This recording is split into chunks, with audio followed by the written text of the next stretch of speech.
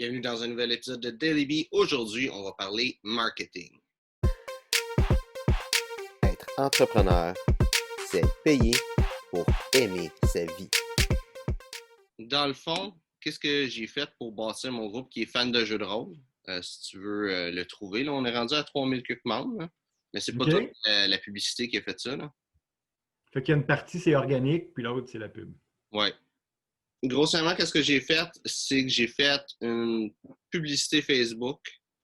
Et la publicité Facebook ne veut pas que tu fasses de publicité pour mettre un groupe. Mm-hmm. Qu'est-ce que j'ai fait? C'est que j'ai été sur Bitly. Puis peut-être que Bitly, ça ne marchera pas, mais tu sais, t'en as plein d'autres. Tu sais, Google GOO.gl. Tu peux regarder URL Shortener en anglais, OK. qui est finalement des.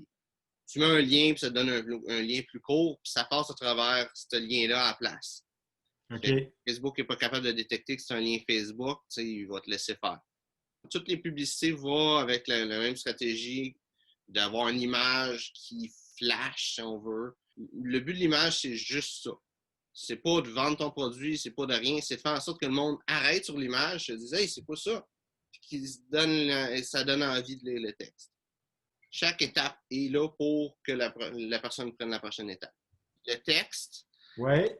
il y a deux approches. La première approche, ça va être de dire à la personne, de reconnaître qui elle est, genre, mettons, tu as des problèmes de couple ou tu veux que ton couple fonctionne. D'après ça, tu dis qu'il y a beaucoup de monde qui ont ce problème-là. Tu parles du problème, tu as un petit peu de faire en sorte que tu montres que tu sais c'est quoi ce problème-là.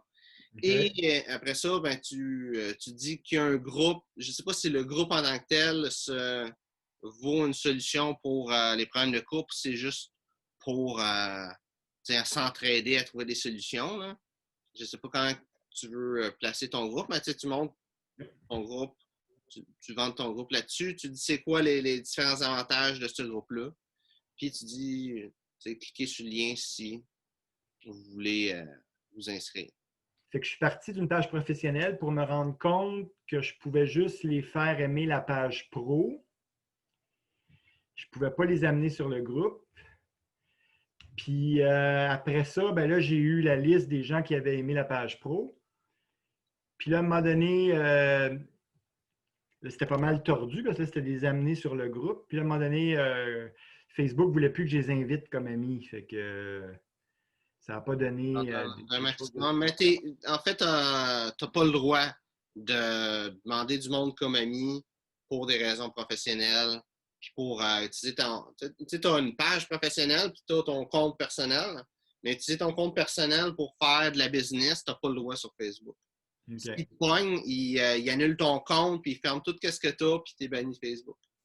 Okay. Mais il y a tellement de monde, il y a plus que 2 milliards, fait que il y a bien du monde qui le fait, puis ils ne sont pas pognés, mais c'est quand même compte. Là, vu que tu as créé ta page Facebook, le mieux, ça serait de faire quand même du contenu là-dessus. Pas nécessairement le même contenu que tu as sur ton groupe. Là, on parle de la page pro, là. Hein? Oui, on parle de la page professionnelle. Mais tu fais du contenu. Je sais que Marie a fait d'autres contenus aussi. Des fois, elle met des images. Mais ça peut être mis sur le compte professionnel aussi. Puis, une fois de temps en temps, mettre une publication, une vidéo, une image, peu importe. Dire, hey, en passant, on a notre groupe Facebook. Si vous voulez nous rejoindre, allez là-dessus. Puis, tu mets le lien, là, le vrai lien. Parce que tu as le droit de faire ça, juste comme une publication. Là. Okay. Le lien du groupe. Tu disais, allez rejoindre le groupe Facebook. Okay. C'est ça que je ferais pour aller rechercher cette audience-là dans le groupe. Fait que là, j'ai des appels à faire, puis après ça, je vais faire une couple de vidéos sur TikTok. C'est super important d'apprendre à planifier tes journées quand tu es entrepreneur.